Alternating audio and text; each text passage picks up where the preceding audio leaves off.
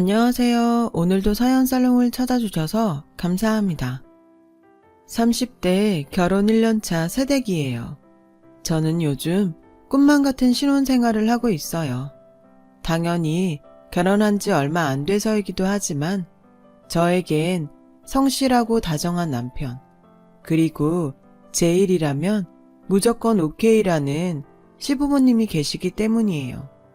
하지만 저의 결혼은 주변에서 모두 신기하다고 할 정도로 지금에 비하면 정말 순탄하지는 않았는데요. 저희 이런 결혼 성공담을 이야기해보고 싶어 이렇게 사연을 보내봅니다. 우선 저희 어릴 적 이야기부터 조금 해볼게요. 저는 외할아버지 손에 자랐어요. 외할아버지와 살기 전엔 엄마와 단 둘이 살았어요. 제가 초등학교에 막 입학할 무렵에 엄마가 퇴근하시는 중 뺑소니 사고를 당하셔서 하늘나라에 가시게 되었어요. 그리고 전 유일한 가족인 외할아버지 손에 맡겨졌어요. 지금도 이상하게 그때의 기억은 너무나 또렷해요. 그날은 엄마가 퇴근하고 오면 치킨을 시켜주시겠다고 약속한 날이었어요. 그때 당시 다른 아이들도 비슷하겠지만 제가 세상에서 가장 좋아하는 음식이 양념치킨이었거든요. 치킨 먹을 생각에 잔뜩 기대에 부풀어 엄마를 기다리는데 저녁 8시가 넘고 9시가 되어가는데도 엄마가 집에 돌아오지 않자 어린 마음에도 기분이 싸했어요. 불안한 마음에 아무리 전화를 걸어도 엄마는 받지 않았고 그렇게 한참 배가 고픈 것도 있고 불안에 떨고 있을 때 경찰 아저씨가 저희 집에 전화를 하셨어요. 전혀 실감나지 않는 이야기를 어렵게 꺼내시는데 그 순간 멍해져서는 이상하게도 그 뒤로는 아무런 기억도 나지 않아요. 그냥 어린 제가 불안을 꾸역꾸역 참으며 시계와 현관문을 계속 번갈아 봤던 그때만 또렷하게 기억이 남아있을 뿐이에요. 정신을 차렸을 땐 전 외할아버지 손을 잡고 외할아버지 집에 가고 있었어요. 외할머니는 이미 돌아가신 지 오래라 외할아버지 혼자 살고 계셨는데 제가 살던 집과는 달라서 당황했어요. 할아버지의 집은 낡은 집은 아니었지만 제가 살았던 집보단 오래된 집이었어요. 그때 당시 저희 외할아버지는 직업이 환경미화원이셨어요.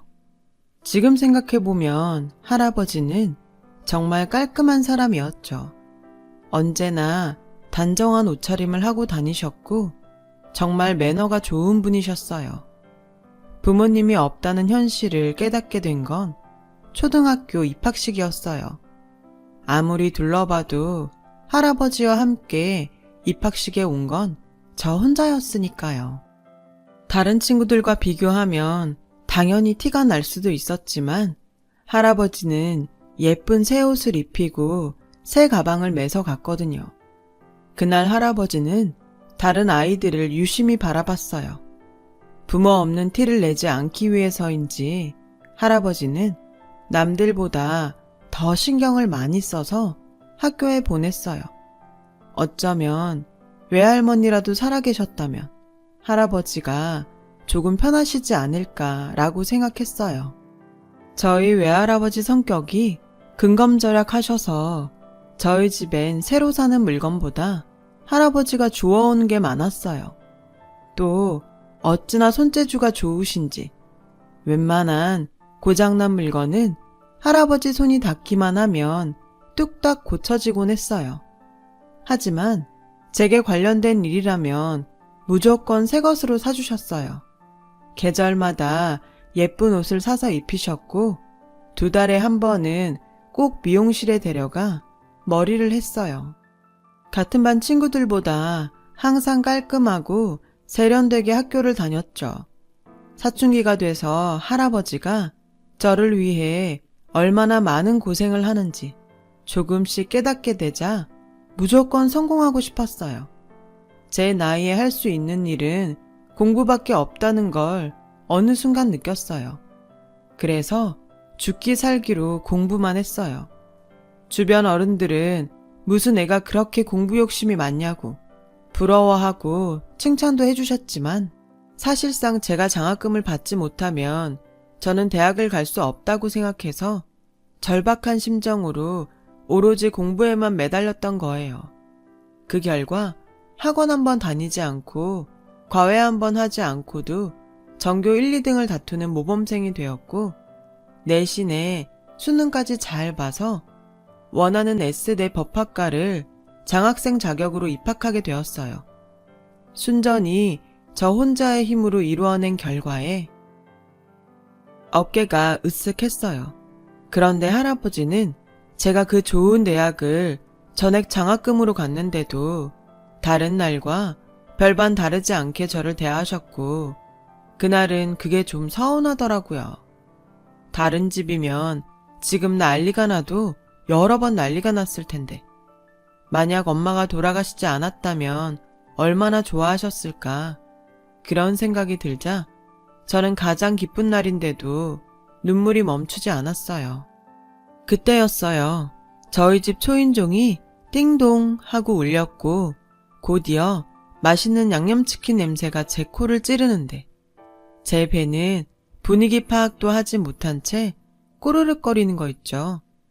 할아버지는 저에게 너 좋아하는 양념통닭이다. 내가 너 해줄 건 없고 이거나 맛있게 먹어라 하시며 당신은 치킨 한 조각도 드시지 않았어요. 괜히 치킨 무만 열심히 드셨죠. 할아버지도 좀 드세요. 아니야, 난 닭고기 안 좋아해. 난 이 무가 맛있더라. 너 많이 먹어. 저는 나중에 할아버지가 제 대학 합격 소식을 듣고 너무 좋아서 동네방네 자랑을 하셨다는 사실을 치킨집 사장님한테 듣게 되었어요. 치킨집 사장님 딸이 사실 저와 1, 2등을 다투었던 라이벌이었거든요. 사장님의 말씀에 따르면 저희 할아버지는 한껏 들뜬 모습으로 나타나 이렇게 외치셨대요. 우리 손녀가 제일로 좋아하는 양념통닭 토실토실한 놈으로 한 마리 주쇼. 아, 치킨무도 많이 주고. 저는 그 말을 듣는데 그날 치킨은 안 좋아하고 치킨무가 맛있다며 그것만 드셨던 할아버지가 떠올라 가슴이 먹먹했어요. 좋아하지도 않고 좋았던 기억도 없는데 이상할 정도로 저는 그 후로 할아버지만 떠올리면 가슴이 먹먹해졌어요. 할아버지는 대학에 가까운 자취방으로 떠나는 저를 배웅하시면서 이렇게 말씀하시더라고요. 지연아, 그동안 할아버지가 못해준 게 많아서 참 미안해. 창피한 일이지만 난 널 어떻게 키워야 하는지 전혀 몰랐어. 근데 넌 스스로 뭐든 할 수 있는 아이여서 난 더 해줄 게 없었단다.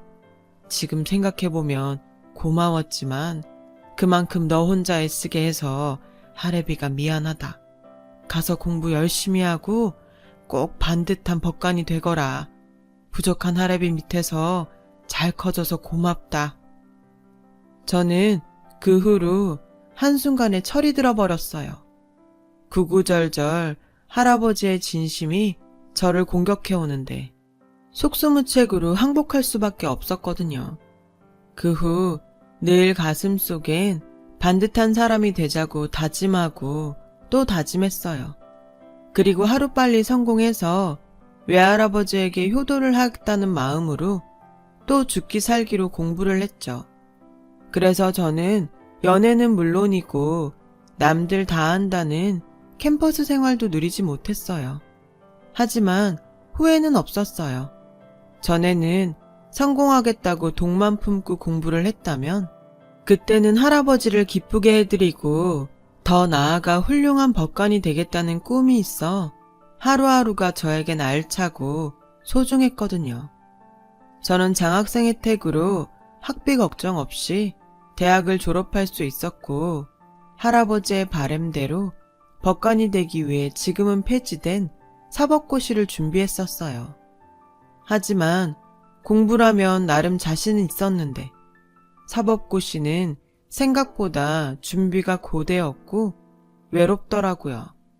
그때까지도 혼자 자취를 하던 저는 때마침 할아버지 생신도 거의 다가와 그날은 오랜만에 할아버지 집에 가보기로 했어요.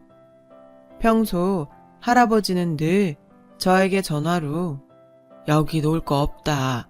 여기 왔다 갈 시간에 법관 공부나 더 열심히 해. 할애비는 다 괜찮다. 돈 필요하면 언제든 말하고.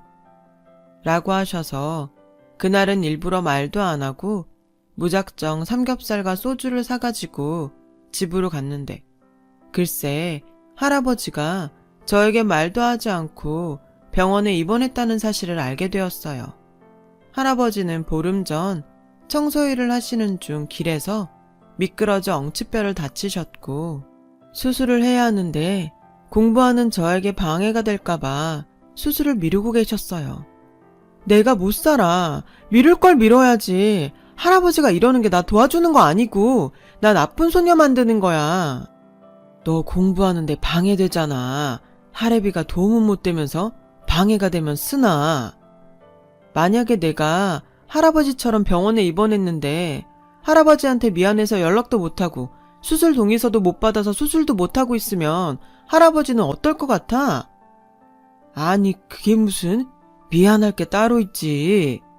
그거 봐요. 내가 아까 집에 가서 얼마나 놀랐는지 알아? 치킨집 사장님이 얘기 안 해주셨으면 공부고 뭐고 내가 걱정돼서 공부가 됐겠어? 알았어. 그만 혼내. 오랜만에 봐서 반가워 죽겠는데 계속 혼만 내냐? 속상해서 그러지. 그러지 말고 우리 손녀 공부는 잘 돼가냐? 할애비가 내일 또 양념통닭 사주랴? 오랜만에 본 할아버지는 많이 야위셨지만 저를 오랜만에 봐서인지 연신 허허 웃으시며 저에게 다정하게 말씀하셨어요. 어릴 땐 늘 할아버지가 과묵하고 무섭다고 생각했는데 지금 보니 할아버지는 오히려 정반대로 아이 같고 다정한 분이셨어요. 할아버지의 수술은 걱정했던 것보다 예후가 좋았지만 연세가 있으신 만큼 퇴원은 최대한 천천히 하기로 했어요. 할아버지는 병원비가 많이 나온다며 한사코 퇴원을 하신다고 했지만 할아버지를 옆에서 챙겨줄 사람도 없으니 그냥 병원에 계시라고 고집을 피웠어요. 알았어. 생전 고집이라고는 피울 줄 모르나 보다 했더니 지금 보니 지 엄마랑 고집 센 게 판박이구만. 내가 졌어. 알았으니까 넌 얼른 공부하러 가. 할아버지, 약속이에요. 돈 아깝다고 퇴원해서 다시 안 좋아지면 그게 더 비싸. 아셨죠? 저는 신신당부를 하고 공부를 하러 갔어요. 그리고 그날 저녁은 늦게까지 공부를 하고 자취방으로 돌아가는데 이상하게도 누군가 뒤에서 따라오는 기척을 느꼈고 주택가 골목 원룸에서 자취를 하던 전 슬슬 무서워지기 시작했어요. 누군가에게 전화를 걸면서 가면 좀 나을까 하고 핸드폰을 들어 연락처를 받지만 그동안 공부만 한 탓에 사적으로 전화를 할 곳이 마땅치 않았어요. 그렇다고 할아버지에게 전화를 걸 수도 없었고요. 저는 하는 수 없이 냅다 뛰기 시작했어요. 제 뒤를 천천히 따라오던 남자는 제가 갑자기 뛰어가자 자기도 뛰기 시작했고 치안이라는 확신이 든 저는 자취방 위치가 노출될까 두려워 전력 질주하며 동네 파출소를 찾아 뛰어갔어요. 도와주세요. 치안이 쫓아와요. 저는 숨을 헐떡이며 파출소에 들어가자마자 그렇게 외쳤어요. 그랬더니 어떤 젊은 순경이 저에게 다가와 괜찮냐고 물었고 파출소 밖을 나가 치안으로 의심되는 사람을 찾는 듯 보였어요. 5분쯤 지났을까? 순경은 다시 파출소로 들어왔고 물 한 잔을 저에게 건네며 괜찮다고 저를 진정시켜 주었어요.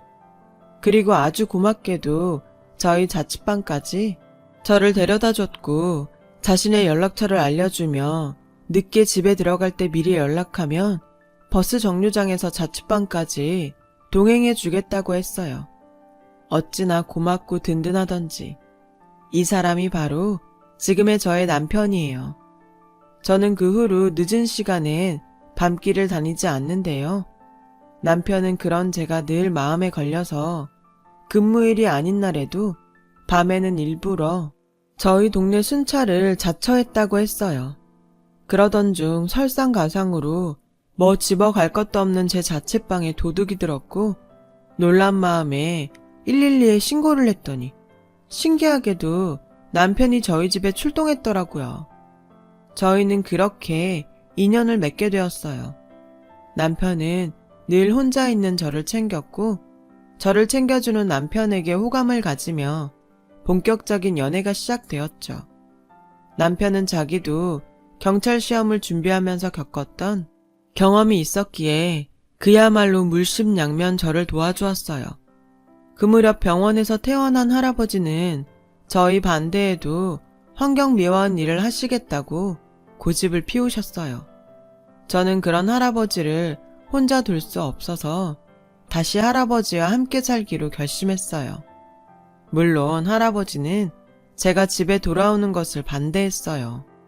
여기는 좁고 어수선해서 너 공부하는데 하나도 도움이 안 돼. 그러니까 원래 너 살던 대로 가. 그러게 이참에 좀 치우고 살면 좋겠네. 아니 왜 갑자기 여기로 온다고 난리야. 할애비 수술도 잘 끝났고 진짜 괜찮으니까 할애비 말 들어. 나도 괜찮다니까. 오히려 이젠 따로 살면 할아버지 걱정돼서 공부가 안 돼. 할아버지는 결국 손녀의 고집에 뜻을 굽히셨어요. 할아버지는 저 때문에 못 살겠다고 하셨지만 저는 분명 봤어요. 제 앞에서 등을 돌리시면서 살짝 올라가는 할아버지의 입꼬리를요. 저는 그 후 아이러니하게도 공부와 연애를 동시에 하면서 마음의 안정을 찾아갔습니다. 그 결과 저는 사법고시에 최종 합격하게 되었어요. 할아버지와 남편은 저희 합격 소식에 누구보다 기뻐했지만 세상 누구보다 기쁜 사람은 바로 저였어요. 앞으로 할아버지에게 호강을 시켜드릴 수 있다는 기쁨은 물론이고 여태껏 저를 챙겨준 남편과 결혼 이야기를 할 수 있다는 생각에 인생의 가장 큰 숙제를 마친 기분이 들었어요. 하지만 저는 또 여자 판사가 되기 위해 연수원에서도 긴장을 놓을 수 없었는데요. 그 무렵 남편이 저에게 정식으로 프러포즈를 해왔어요. 아직 연수원생인 저였지만 남편은 하루라도 빨리 저와 결혼하고 싶다고 했어요. 그때가 저희가 연애를 한 지 3년에 접어들고 있을 때였어요. 망설일 이유가 없었기에 좋다고 했어요. 하지만 저희의 결혼은 전혀 예상하지 못한 곳에서 브레이크가 걸려버렸는데 그건 바로 예비 시어머니의 반대였어요. 반대의 이유는 저희 가정 환경이었어요. 부모도 없이 할아버지의 손에 큰 것도 마음에 걸리고 환경미화원 일을 하는 할아버지의 직업도 시어머니는 탐탁지 않으셨던 거예요. 아무리 사법고시에 합격했어도 자라온 환경은 무시 못한다. 난 잘난 며느리보다 그냥 평범하고 예의 바른 며느리가 좋아. 그래야 너도 남편으로 대우받는 거야. 처음 남편에게서 반대 이야기를 들었을 땐 제가 가서 시어머니께 잘 보이면 저를 허락해 주실 거라고 생각했어요. 하지만 시어머니를 뵈러 간 날 그 생각이 얼마나 무모했는지 알 수 있었죠. 미안해요. 이런 표현에서 좀 그렇지만 난 사짜 며느리보다 어릴 때부터 보고 배운 게 많은 안정적인 며느리를 원해요. 또 사돈 직업이 청소부라는 것도 좀 그렇고 아무튼 난 이 결혼 반대예요. 엄마, 이 사람 예의도 바르고 성격도 좋아요. 그리고 할아버지 직업까지 들면서 반대하는 건 좀 아니죠. 지금은 너도 엄마가 속물 같고 이상하겠지만 시간이 많이 지나면 너도 내 마음 알 거야. 아무리 요즘은 장서 갈등이니 뭐니 해도 처가는 있어야지. 안 그래? 네 아버지도 경찰 되고 네 외할아버지가 얼마나 든든한 뒷배가 되줬는데 그런 뒷배는 못 되어도 평범한 처가가 있다는 게 살면서 얼마나 힘이 되는 줄 아니? 저는 시어머니가 처가가 있어야 한다는 말씀에 할 말을 잃었어요. 외할아버지가 계시긴 하지만 부모가 없기에 그 순간 뭐라고 할 수가 없더라고요. 시어머니의 표현대로 힘이 돼줄 수 없는 저희 할아버지가 자꾸만 마음에 걸려 저는 마음이 아팠어요.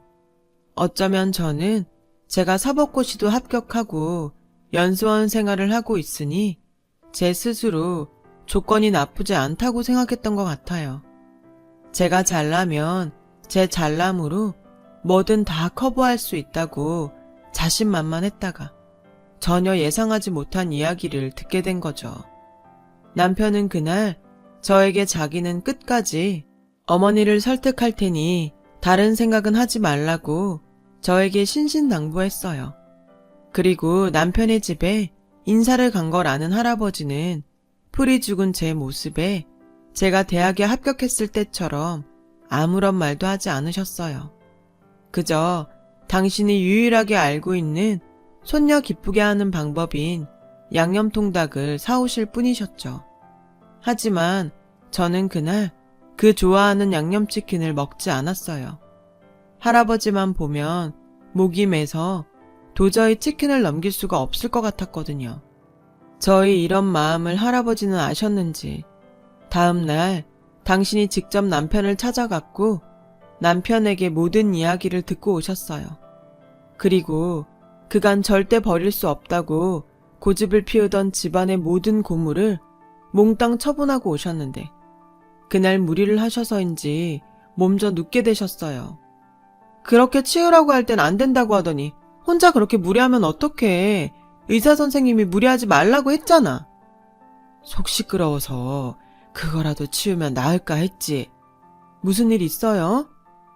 할아버지는 그 뒤로 꿀먹은 벙어리처럼 입을 굳게 닫으셨어요. 아마 제가 당신 말을 듣고 마음을 다칠까 우려해 차라리 당신 입을 닫자고 생각하신 것 같았어요. 그러던 어느 날이었죠. 남편은 평소 가장 존경하는 자신의 아버지에게 SOS를 요청했고 저와 저희 할아버지를 모시고 저녁을 함께 먹자고 하셨어요. 당연히 저를 반대하는 시어머니도 함께요. 남편 말에 의하면 시어머니는 당신의 남편 말이라면 찍소리를 못 하셨는데 남편의 말을 듣고 사람을 그런 잣대로 판단하면 되겠냐고 시아버지께서 시어머니께 뭐라고 하시고 그냥 가볍게 식사라도 한번 하자고 하셨대요. 하지만 그날의 충격이 저에겐 컸는지 남편의 그 말에도 선뜻 나서고 싶은 마음이 들지 않더라고요. 오히려 저희 할아버지는 저에게 네가 뭐가 꿀려서 그래. 가서 당당하게 하고 싶은 말 다 해. 이 할애비가 네 옆에서 딱 네 편이 돼줄라니까. 라며 가자고 하셨어요. 그렇게 내키지 않은 상견례 아닌 상견례 같은 날이 되었어요. 그래, 그날은 경황이 없어서 아무 말도 못했지만 오늘은 결혼 그까짓 거 못해도 그날 못한 말 다 하고 오자 라는 심정으로 가게에 들어갔어요.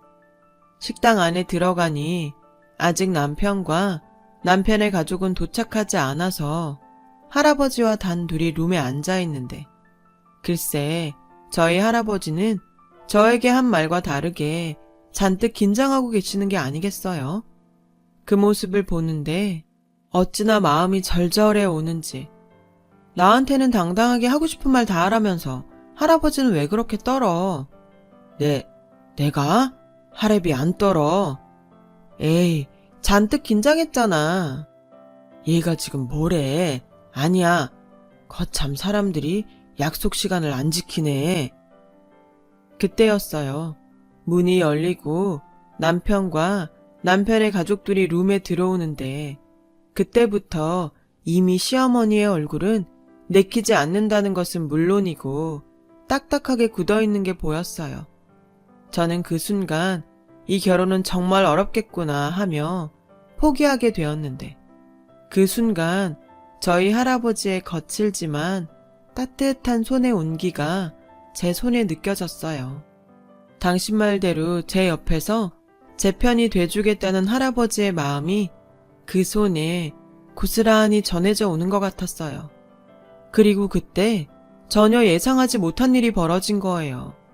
가족 중 가장 늦게 도착한 시아버지께서 저희 할아버지를 보는 순간 무슨 이유인지 많이 놀라시는 것 같더니 그 자리에서 저희 할아버지에게 정말 갑자기 큰 절을 하시는 게 아니겠어요? 정작 저희 할아버지도 영문을 몰라서 어리둥절해 있는데 시아버지는 떨리는 목소리로 이렇게 말씀하셨어요. 저 기억 안 나세요?